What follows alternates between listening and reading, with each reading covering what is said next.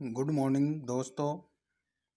हम शैलों के बारे में पढ़ रहे थे, जिसमें शैलों के प्रकार, आग्नेय, अवसादी व कायांतरित चट्टान के बारे में हमने पढ़ा है।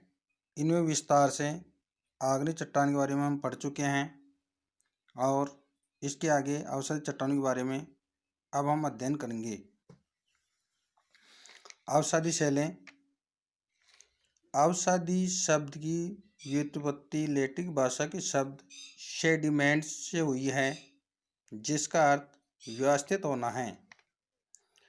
अवसादी शब्द किस भाषा का है? लैटिन भाषा का शब्द है और सेडिमेंट से इसकी उत्पत्ति हुई है, जिसका अर्थ होता है व्यवस्थित होना। व्यवस्थित यानी किसी स्थान पे जमा होना, जिस कारण से अवसादी चट्टानों का निर्माण होता है। ये शैलें अपक्षय एवं अपर्दन की प्रक्रिया से अवसादों के परतों के रूप में जमने से निर्मित हुई है। अवसाद जैसे बाह्य शक्तियों में बहता हुआ जल, वायु, हिमानी, इनके द्वारा मुख्य कार्य होता है। और जब इनके द्वारा चट्टानों का अपक्षय होता है, अपक्षय यानी अपने स्थान पर चट्टानें टूटती है, ढीली होती है, और अपर्दन द्वारा उनको एक स्थान दूसरे स्थान पे प्रवाहित किया जाता है और ले जाकर किसी स्थान पे जमा कर दिया जाता है। इसलिए वहाँ पे परतों के रूप में जमा होती रहती है और इस प्रकार से अवसादी चट्टानों का निर्माण होता है। परतों के रूप में जमा होने के कारण इसे परतदार चट्टान भी कहते हैं। अवसादी शैलों का जमाव परतों के रूप में होने के कारण इसे परतदार शैल भी कहते हैं। यह था अवसादी चट्टान का परिचय। अब अवसादी चट्टानों की विशेषताएं। विशेषता में देखिए, ये शैलें परतदार होती है, पहले हम पढ़ चुके हैं अभी। दूसरी, ये शैलें रंध्रयुक्त होती है। रंध्रयुक्त इसमें छिद्र पाए जाते हैं, इसलिए जल आसानी से इसमें प्रवेश कर जाता है। तीसरी विशेषता है, इन शैलों में जीवाश्मों की प्रधानता होती है। अवसादी चट्टानों में जीव जंतु और वनस्पति बीच बीच में दबते रहते हैं, इसलिए जीव जंतु और वनस्पति के अवशेष इसमें दिखाई देते हैं। अगली है, ये चट्टानें मुलायम होती हैं, इसलिए इनको आसानी से खुरचा जा सकता है, खोदा जा सकता है। अगली है, इन शैलों में कार्बनिक खनिज की प्रधानता होती है। कार्बनिक खनिज, कोयला और पेट्रोलियम पदार्थ अवसादी चट्टानों से ही प्राप्त होता है।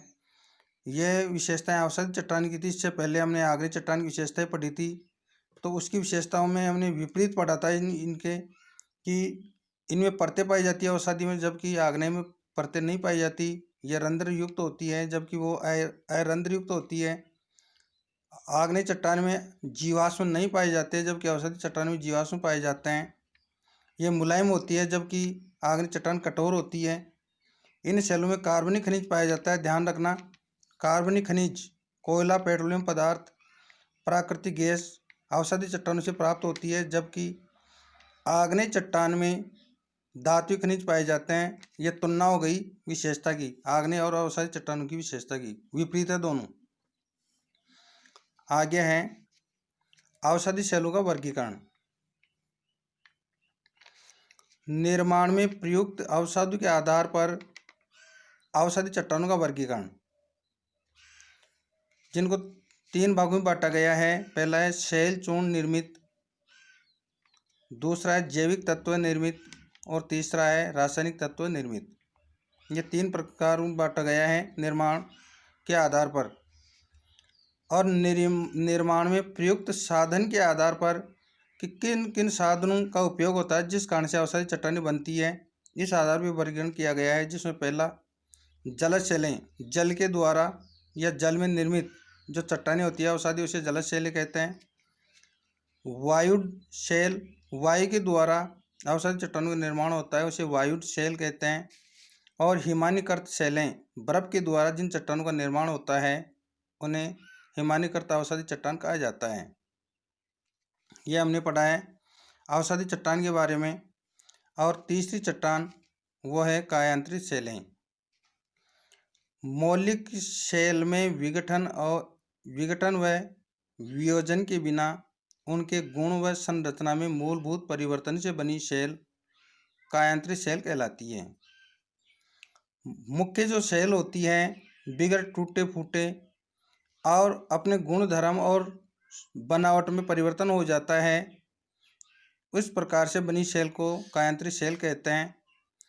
इसे कायांतरित सेल को रूपांतरित सेल भी कहा जाता है, रूप में परिवर्तन होना। और कायांतरण सेलों के कायांतरण हेतु किस किस की आवश्यकता होती है, देखिए किसके द्वारा बनती है। पहला है जल के द्वारा कायांतरण होता है। दूसरा है जल, चट्टानों में बहुत से प्रकार के जो भी खनिज तत्व पाए जाते हैं वो जल में घुल जाते हैं, जिस कारण से चट्टानों का कायांतरण हो जाता है, रूप परिवर्तित हो जाता है, गुणधर्म में परिवर्तन हो जाता है। ताप के द्वारा, तापमान के द्वारा कि चट्टानें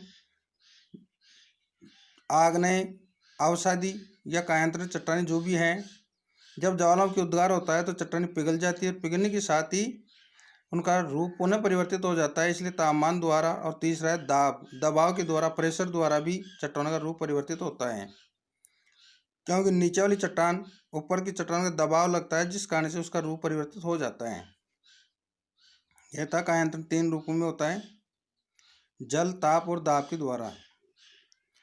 ये सेलें मौलिक सेलों से अधिक कठोर व धात्विक खनिजों की प्रधानता वाली होती है।